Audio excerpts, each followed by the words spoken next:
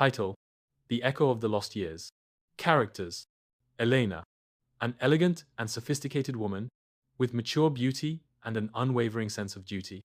André, a charismatic and successful man with a charm that it still preserves despite the passage of time. Daniela, a radiant and ambitious young woman with fresh beauty and unwavering determination. Marcos, André's best friend, a man wise and loyal who observes the situation with concern. Clara, Elena's best friend, a psychologist with a sharp sense of humor and a realistic view of love.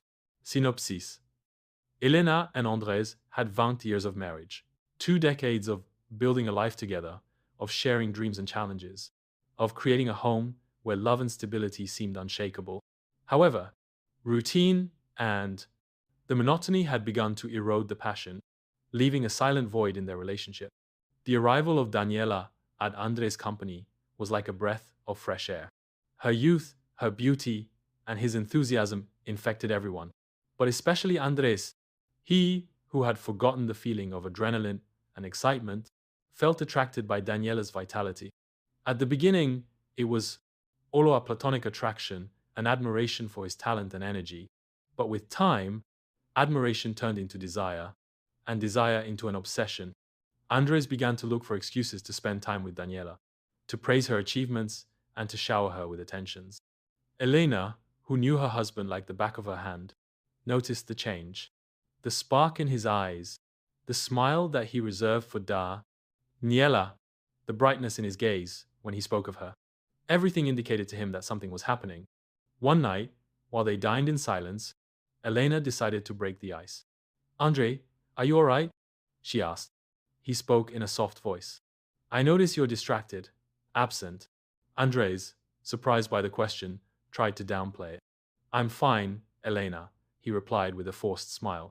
"I'm just tired. The trip down there has exhausted me." But Elena was not fooled. "Don't lie to me, Andrés," she said firmly. "I know there's something more, and I know it has to do with Daniela." Andrés fell silent, not knowing what to say. The truth had hit him like a sledgehammer, and the fear of losing Elena paralyzed him. "Daniela is just a coworker," he finally said, his voice trembling. "There is nothing between us trolls." Elena looked at him sadly. "Don't underestimate me, Andrés," she said in a broken voice. "I know you better than anyone, and I know you're lying." The discussion lasted for hours, until the madrugada found them exhausted and heartbroken.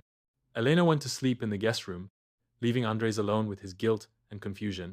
The next day, Andrés tried to talk with Elena, but she refused to listen to him. She locked herself in her study and dedicated herself to working, trying to drown her sorrows in routine. Marcos, Andrés' best friend, visited him in the office. "André, you have to talk to Elena," he said in a serious voice. "You can't let this destroy your marriage." Andrés nodded, but he didn't have the strength to face the situation. "I don't know what to do. Marcos," he said in a low voice. "I have hurt her, and I don't know how to repair the damage." Marcos gave him some wise advice. "Be honest with her, Andrés. Tell her the truth, everything you feel, and then give her tiempo. She needs time to process what has happened." Andrés followed Marcos's advice. That night, he confessed everything to Elena, from the initial attraction to the obsession, and that he had consumed it. He apologized, swore his love for her, and promised to do everything possible to regain her trust. Elena listened to his confession with tears in her eyes. She knew that Andrés was repentant, but the pain of betrayal was too great. He asked for time, space to think, to heal his wounds. During the following weeks, Elena and Andrés lived separately pero no divorciados. They communicated what was necessary, but avoided painful topics. Elena took refuge in her work and her friends, seeking comfort and support. Andrés dedicated himself to working and to reflect on her mistakes, trying to understand how she had come to endanger her marriage. Clara, Elena's best friend, helped her process her emotions. "Elena, you don't have to forgive him. If you're not ready," he said in a compassionate voice, "but you don't have to close the door forever. Love is complicated, and sometimes people make mistakes." Elena nodded her head. But she wasn't sure what to do. She loved Andrés, but the betrayal had left a deep scar on her heart. One day, while walking through the park, Elena ran into Daniela. The Joshi greeted her with a shy smile. Mrs. Elena, I wanted to apologize, she said sincerely. I know my presence has caused problems in your marriage, and I feel very bad about it. Elena looked at her. He said with surprise. Daniela, you don't have to apologize, he said softly. You are not to blame.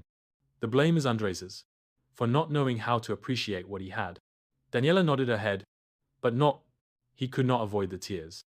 I'm very sorry, he repeated. I hope that someday you can forgive me. Elena gave him a hug. Don't worry, Daniela, she said in a comforting voice. Everything will be all right. The meeting Daniela gave Elena a new perspective. She realized that she didn't want to live with resentment, that she wanted to forgive Andres and give her marriage a second chance. That night, Elena called Andres and asked him to meet. They met at the cafe where they had had their first date, and they talked for hours. Elena told him that she forgave him, but that she needed time to rebuild trust. Andres promised her that he would do everything possible to regain her love. The path to reconciliation was long and difficult.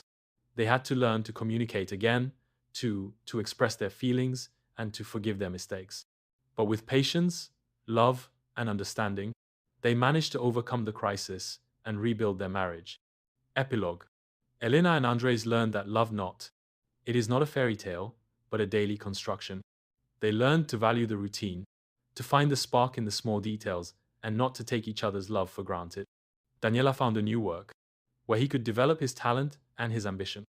Marcos and Clara celebrated the reconciliation of their friends, toasting to love and a second chance. End.